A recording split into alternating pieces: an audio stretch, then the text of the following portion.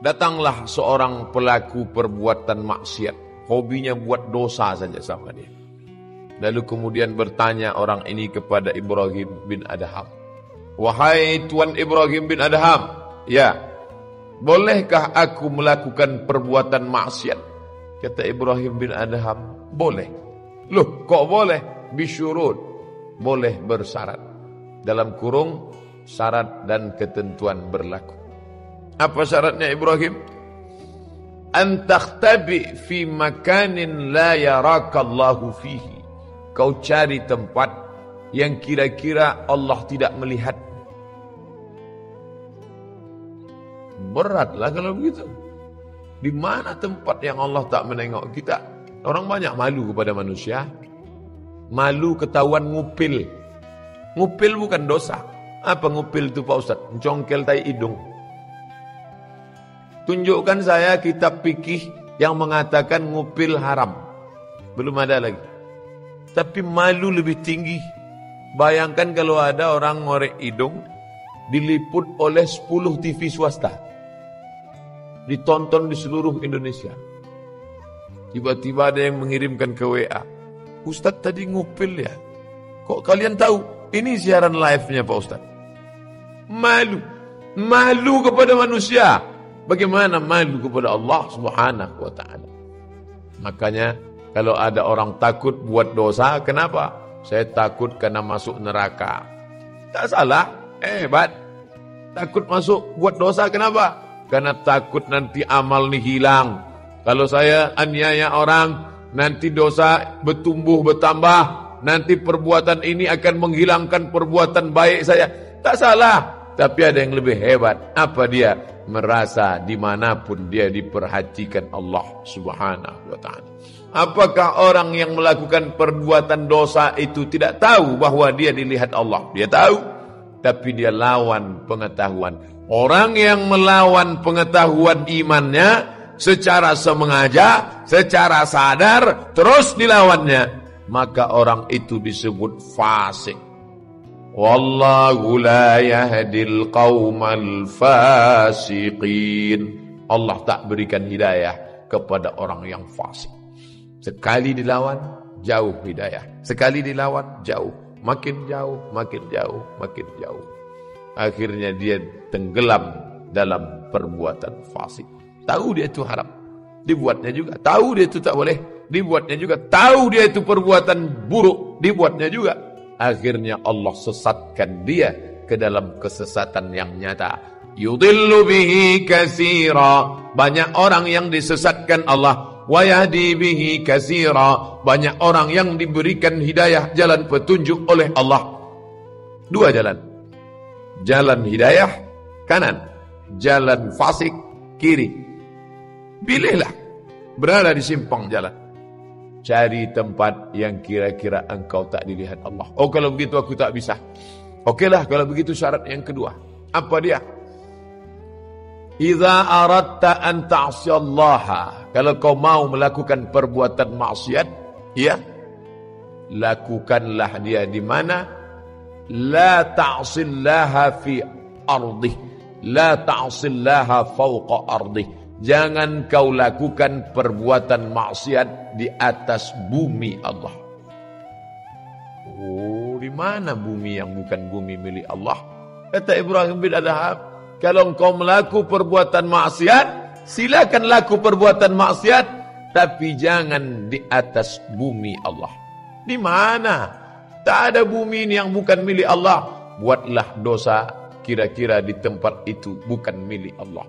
Ini rumah saya nih, yang bangunkan saya.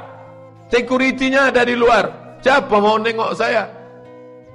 Dibaca habis subuh sekali, dibaca setelah solat asar, tenggelam matahari. Petang, pagi, maksurat. Di antara ayat maksurat, lillahi ma fis samawati wa ma fil ard. Apa yang di bumi, apa yang di langit, punya Allah, bukan punya engkau. Dianjurkan habis solat baca ayat kursi. Apa isi ayat kursi? Allahu la ilaha illa huwal hayyul qayyum, la ta'khudhuhu sinatun wa la naum, lahu ma fis samawati wa ma fil ard. bumi ini milik Allah. Yang kita pijak ini bumi Allah. Kalau mau buat dosa, jangan di atas muka bumi Allah. Carilah tempat yang lain. Kalau orang merasa di atas muka bumi Allah, dia tak sombong. Itu tanah saya tuh. Tahu ente menengok kebun sawit, kebun karet, gotah itu. Itu punya saya tuh. Itu punya Allah Subhanahu wa Ta'ala. Dipinjamkan ke saya sebentar.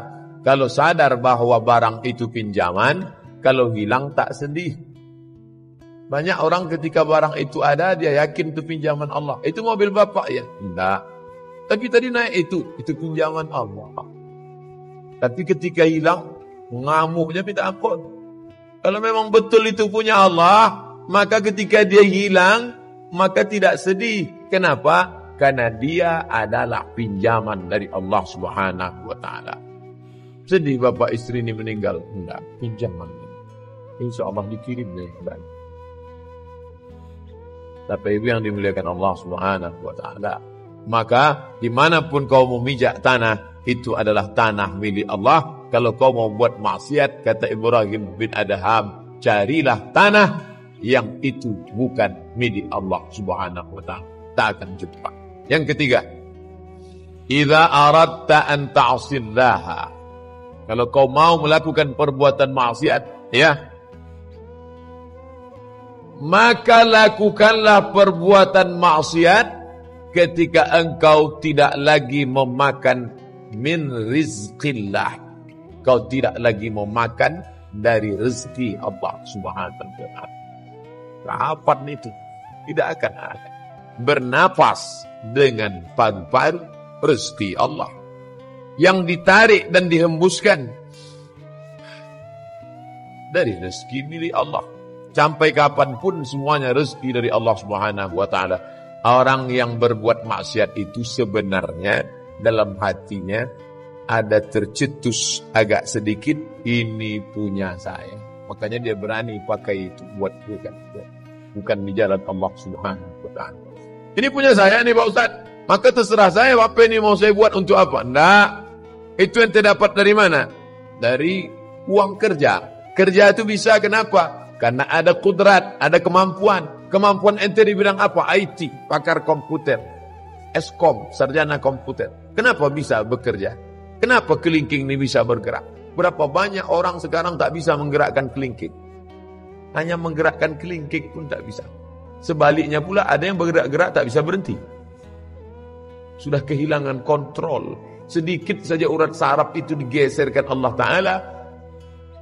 Mana kuasa kita? Makanya kita tadi selesai sholat tak takabur. Kita tidak merasa ini punya kita, tapi ini punya Allah. Maka kita katakan selesai sholat, la ilaha illallah wahdahu la syarikalah, lahul mulku wa lahul hamdu, yuhyi wa yumit, wa huwa ala kulli syai'in qadir. La ilaha illallah.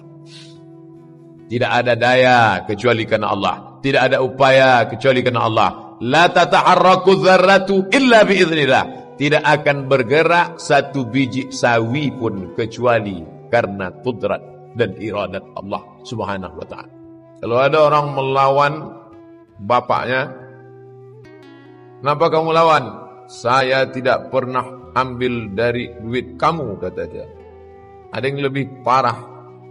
Makannya dari bapaknya, minumnya dari bapaknya, rumahnya dibuatkan bapaknya, kendaraannya diberi, subsidi hidupnya, nikahnya pun tetap juga melawan. Itu konotasi sederhana kepada orang tua. Ini kepada Allah Subhanahu wa Ta'ala. Detak jantungnya dari Allah, darahnya menetes dicuci buah pinggang dari Allah, paru-paru menghembuskan napas dari Allah, kedipan matanya pun dari Allah, membuat maksiat dosa kepada Allah. Tak sadar diri, tak tahu diuntung. Inilah sifat manusia. Kalau Allah mau cabut nikmat itu, sebentar saja. Merenung kita sejenak dengan ucapan Ibrahim bin Adham, kalau mau engkau melakukan perbuatan maksiat, fala ta'kul min rizqillah. Jangan makan rezeki Allah Subhanahu wa Ta'ala.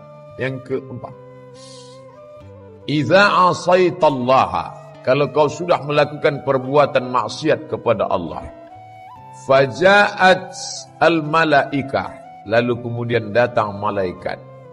tasuquka ilan nar, malaikat menggiring, menarik engkau ke dalam neraka, fala tadhhab ma'aha, jangan engkau ikut dengan malaikat.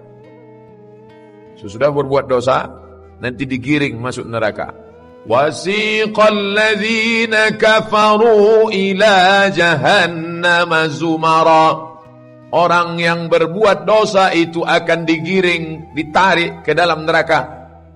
Kalau memang engkau mau buat dosa, kata Ibrahim bin Adham, fala tazhab, maka jangan ikut waktu nanti ditarik oleh malaikat. Kalau sanggup engkau bertahan tak ikut, buatlah dosa. Disangkanya malaikat itu kecil macam security. Sedangkan ditangkap security saja agak 2-3 ditarik tak sambung puasa. Konon lagi malaikat mau menarik. Sebesar apa malaikat itu Pak Ustaz? Buka Quran.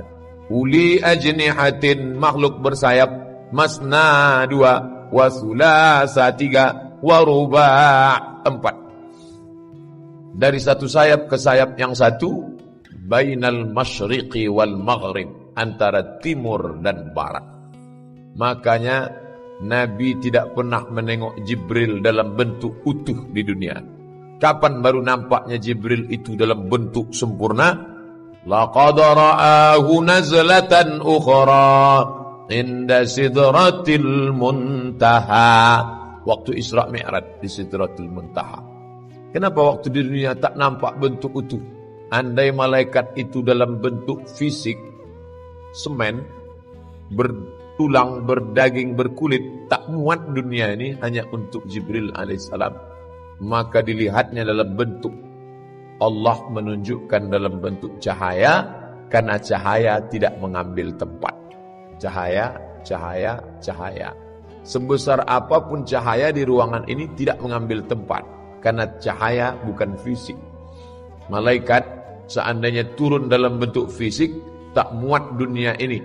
Kalau engkau melakukan perbuatan dosa, datang nanti malaikat, la tazhab, jangan kau pergi bersama mereka. Sanggup tak? Kata si pelaku maksiat tadi, aku tak sanggup. Berat-berat betul syarat ente ini, wahai Tuan Ibrahim bin Adham. Syarat yang kelima. Syarat yang kelima kata dia, nanti ketika engkau melakukan perbuatan maksiat di hadapan Allah Subhanahu wa taala, lalu kemudian dicatat oleh malaikat, ra'aita sahifata zunubika. Ra'aita, kau lihat dengan matamu. Sahifata, lembaran-lembaran. Zunubika, dosa-dosamu. Fangkir ala ma fa'alta. Maka fangkir, ingkarilah semua yang sudah kau lakukan dulu. Tengok dosa. Terus, ini perbuatan dosamu. Iya, ingkarilah. Katakan kepada malaikat, hai malaikat, kalian salah tulis nih. Sanggup ente melakukan itu? Kalau sanggup, lakukanlah perbuatan dosa. Maka nanti sampai masanya ditunjukkan buku catatan itu. Apa kata Allah? Iqra, baca. Selama ini disuruh Iqra, bismi rabbikal ladzi khalaq. Sekarang enggak. Iqra kitabak. Baca buku catatan amalmu. Sampai-sampai orang yang menengok buku catatan itu, apa kata dia?